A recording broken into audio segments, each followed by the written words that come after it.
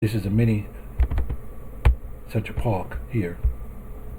It's showing you the angle also between this exhibit, this attraction, and the Met, New York, with Fifth Avenue being behind it, the opposite, just the same as Universal Studios, as Central Park, as it is the Mall at Millennium, showing you going in opposite directions, showing you here. The same way show on the house that showed you go in reverse. The same way I show you here. The same way the Coleman is lined up with the Mall at Millennium, the same angle, showing you here. All together. Showing you, you'll see this, showing you that it's talking about the obelisk in New York. Here.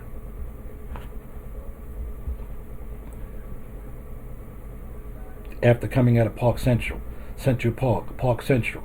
So here it is, this would be representing of Park Central, the brain, right here. That's where I was at when I first got there.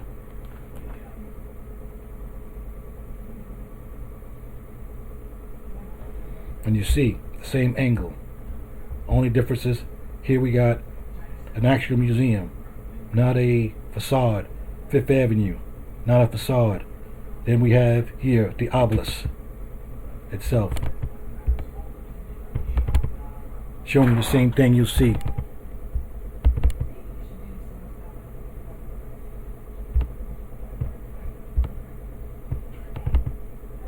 Showing you that what's at Universal is a mini Central Park. Park Central, the reverse, the brain. Just as I said, Park Central, Central Park. How it kept reminding me. Showing you here. The same thing. Only difference is, it's the obelisk. And there they have the man standing on top of the pillar. Just as I said before. When I said it was all connected. It's not magic. Not just magic, as they said the slogan, it's real.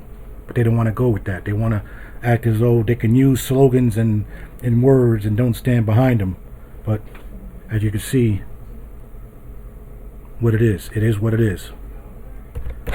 Now, I said I used to go to New York and go to West 90th Street to my aunt's house, and then I always pass here because I spent a lot of time here as from a child, walking a dog named Lucky from my dog Scrappy. That was our first litter, German Shepherd, walking through the park. Never felt threatened by anybody because I walked a German Shepherd, a large police looking dog, so you didn't have to worry about that. Even as a little 10-year-old child, never had to worry about that. So here, as far as the park being dangerous and things like that, what they talked about, I never felt one bit of fear walking through this park, even as a child. And even as a teenager, I never felt one bit of threatening, any type of safety. When they used to talk about people mugging people in New York City, in Central Park, never thought about it. I used to go here with my friend, and we walk out all night, hanging out, drinking, come here with my girlfriend when she came back to visit me from college on the weekends, come here, hang out with her all day, watch the little rats play around the rocks, thinking they were squirrels at first, but then realize that those were actually rocks. Come here, walk past here, because spending so much time, we wander all the way around here because it was always a nice place to be. It was my favorite place to go to. And that's why I believe that it's one of those things that happened living on West 96th Street before I left. So here it is here. 31 West 90th Street, that was our place.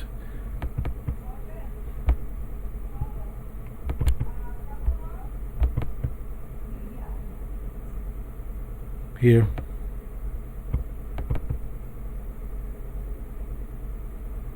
Just here. She was on the top floor. So that terrorist thing was hers. There. So this is when I walked into Universal Studios for the first time after coming here in 2014. I hadn't been to Universal Studios all that time when I came home from 2008. My first opportunity was going to an Earth, Wind and Fire concert. That was in 2013 July, and it was at nighttime. And I noticed, only saw it was at night, and I was just at the concert. And it was the first time I went into the ride. And when I did go inside, it was daylight, and I was working for Westbrook That was in April 2015 after coming back from here. And that's when I noticed that it was New York City setting because it was broad daylight. And I didn't even have my annual pass. I went there as delivering nitrogen for one of the roller coaster rides for one of the guys named Tom that was working on one of the attraction rides, the roller coaster. So this here, that was the reason why I was there, and I was able to walk in through the back. And that's when I opened up and I walked past the stage and I saw it lit up. This was a New York City setting. And I walked over and I looked and I saw that those buildings across the street from that, the pillar and the museum itself, the ride, was reminding me of my aunt's house, my aunt's place in Manhattan, here.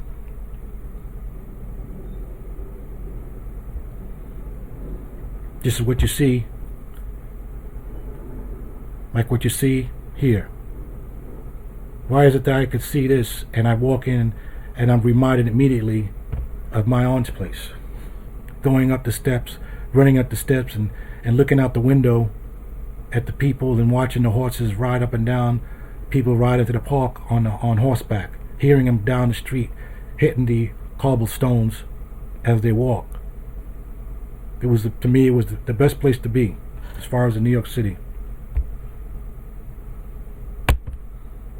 It was always stayed in my mind, that place, here. Just as you see, across the street. Now, as we say, strange it may be, truth is stranger than fiction. Now we go back and show you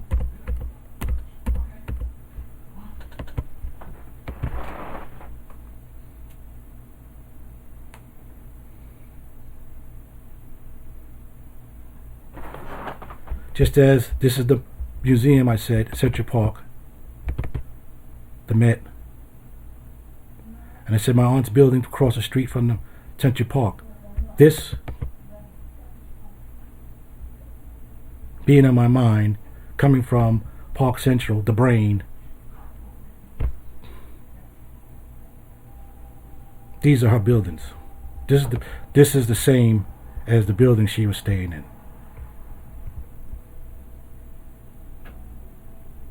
Here. That's what this is all about. So there's across from Central Park. Here. That's why there's a mini Central Park here. Park Central. The brain. Here. You think this is a joke? Kidding? You think somebody's making this up? Then you have Macy's here. Like I said, it was reverse. The same angle. Macy's in the mall. Right here. Showing you here. Where I said the sign was up. It took me back to 1996. What is 1996? 1996 is the opposite of 1969, which is say when the beans first came in. Showing you the opposite, yin yang. Now I'm showing you the same thing here. Or Universal Studios, Revenge of the Mummy, the Museum of Antiquities, and the Met, New York, where you have the inside of the Aswan. You have the mummies, you have all these things, the spirit. People think that this stuff is just dead and gone. People have no belief. People just believe that they can use it. And I said that the horses used to walk down the street hitting the bricks. Then you can hear them clocking with their horseshoes. And this is the same type of stone brick on the street.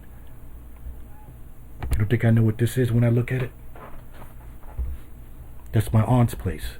And that's Central Park, reminding me of Central Park here. That's what that is. The only difference here is instead of being the obelisk itself, it's the avenging angel in its place, coming out of the obelisk itself, showing you the connection here.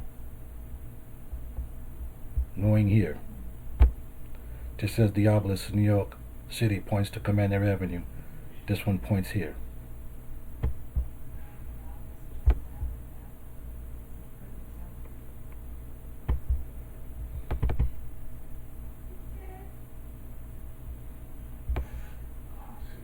On the feather of truth, here.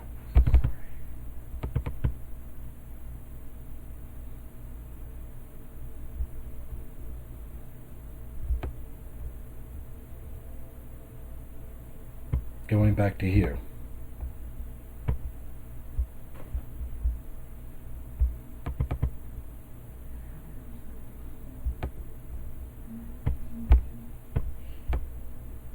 The brain, I said, Park Central. Central Park.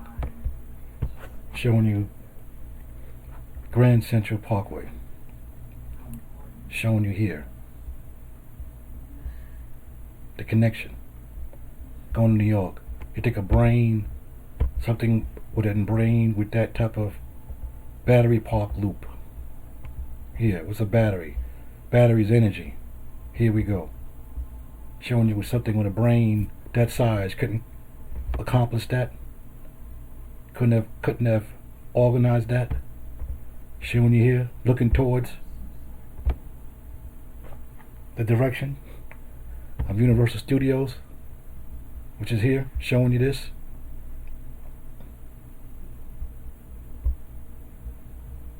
All together.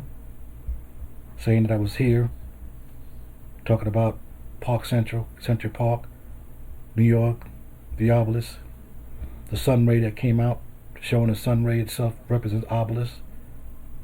The obelisks that are placed around the linear area now downtown along I-4 was the eye, showing you here another ray, a sun coming out, showing you obelisk along I-4 here, connected, all here.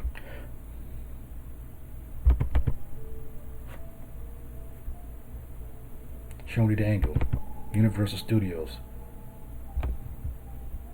Same way you see Universal Studios, the angle, same way it said the Mall at Millennia. Millennia Mall. Here. It's all connected. Same way I said it before I left. That it was all connected.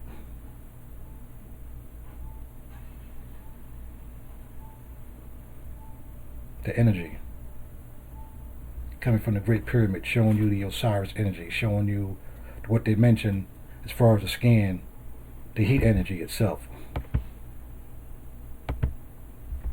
Showing you here the Coleman, the layout, the same way the angle.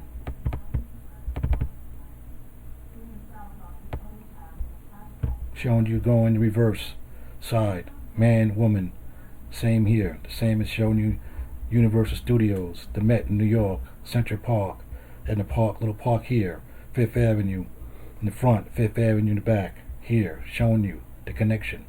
Just as I said, this represents what's on the front of the house. 7 up, 7 down. 7 nights, 7 days, here, showing you the same thing. And then telling them at the same time what was going on, and then blowing it off because I'm not someone who they expect to have that or should have it. So anybody who would believe themselves to be anything other than anybody who was considered European or white, there was no respect of any type of spirituality thing coming out of them. That's why there was no problem killing a person like Martin Luther King or anybody else, or as medicine men and Native Americans. Never had a problem with that. Never had a problem making those spiritual leaders the example, the first to go. Because no matter what they said, imagine the people that were held as slaves as Christians, and they had a prophecy or something. You think they're going to listen to them? You think they would really hear a word of God come to somebody how can you hear a word of God come to somebody who you made your own slave? You think the slave's going to tell you something that God's going to tell you, and they're going to listen because of the fact that they're going to say, well, he heard the word, he couldn't have heard it from this or that, he had to hear it from him. You think they gave a goddamn about that? No. But now you want to act and pretend that somehow there's some revelation you're to get that it's going to be respected and respectable. You're out of your minds. The doctrine of discovery still exists. It's no more than a demonic force that took over the power of the people, took the brains, took the land, the self-respect, and then replaced it with something that is so hollow that they can even pass a daggone freight train through because it doesn't have no substance to it. That's why they had to leave Europe and bring it out and use it as a tool of a weapon against most of the people of the world, and people of the world still are believing that they're seeing something that they're not, like seeing the blue moon, or some type of cow jumped over the moon, something delusional, and telling themselves they've seen something that they've seen more than God. If you've seen all this stuff, then you should be doing the miracles that Jesus is supposed to have done, walking on water, feeding people with 1,000 people with a loaf of bread, doing all those things that if you read all the stuff that had more than he read before the fact that he was there, you should be doing just as much or even more than he was able to do. But now you just, all you want to do is reiterate words that were said with nothing to it other than the fact that they sound good. And then people believe it because it sounds like, oh, how can they know that? Because you can read it, just because you can recite something doesn't make you some type of prophet, because you were able to remember what's written in the Bible. So that means you can tell somebody what's written, so that must be the word. He didn't have to look at it. It came through him, so it must be God speaking. No, anybody who can sit there and read something, some people that have good memories and they're able to recite things, that doesn't mean it's God speaking through them. People lost their damn minds. And you can't show none of this. Showing you here the Coleman where I went to, what it took because of the fact that they weren't going to listen to me. If I said I was Jesus Christ, if I said I was the second coming or something on that level, you think they gave a damn about that? No, they're going to say, oh, you broke the law. And then you're going to tell me, oh, you respect that and all that type of stuff. No way in the world. Because the doctrine of discovery was nothing more than a tool. The same way the tool was using the popes creating the kings in order to control the barbarians. And then they used the same method, the same blueprint to go around and use it against the people of the world. But only this time it was European. Anybody who was a European could be a sovereign and be highly respected over a chief who had the respect of hundreds of thousands of people in his community or tribe. And he can walk into it and tell them he don't feel like he has anything right because they're going to bring somebody else's right, saying that like the Great White Father. Who's the Great White Father? The Great White Father was a chief. United States President of the United States was a commander, and he was the chief, the head chief of all the Native Americans. That's what it all comes down to. That's why there's no powerful chief here in the United States or anywhere else, because they're the Great White Father. And then people say they claim to hear it when they had ghost dances. You think they believed and respected the ghost dance when people had the Christian mix with that? They didn't give a damn about that. Still don't give a damn about that. They gave a damn about it just as much as they gave a damn about it in 1,000 years in Europe. But now you're claiming you're seeing all these things, seeing these things and speaking in tongue and all that type of stuff. And all that stuff was just things that people just thought to make up, because now we're in a place where you can just make up and be what you want to be. But it's not real. This is real. This is why I could go take this all the way to the Vatican. And you can't show nothing and expect me to believe something. What do I need to believe something when I know something? And I know what you don't know. But now you see it. But of course you're not going to know it, because a lot of people, when they get stuff like this, they get defensive because of the fact that that's the last resort, defensiveness. Because it's like, well, if I'm not right, then what is that? You can't be right. So you try to pick and look at something. Oh, maybe the way he said it, he didn't say it the right way. Did you hear what he said? That wasn't the right word. That's not correct. You want to try and use my grammatical errors or something as being the means to deny or say this is what it is and what is not. Oh, he didn't have, what's seminary school? He didn't go to seminary school. What is his level of education? Who does he do? Look at the crime. Maybe he's on drugs or something.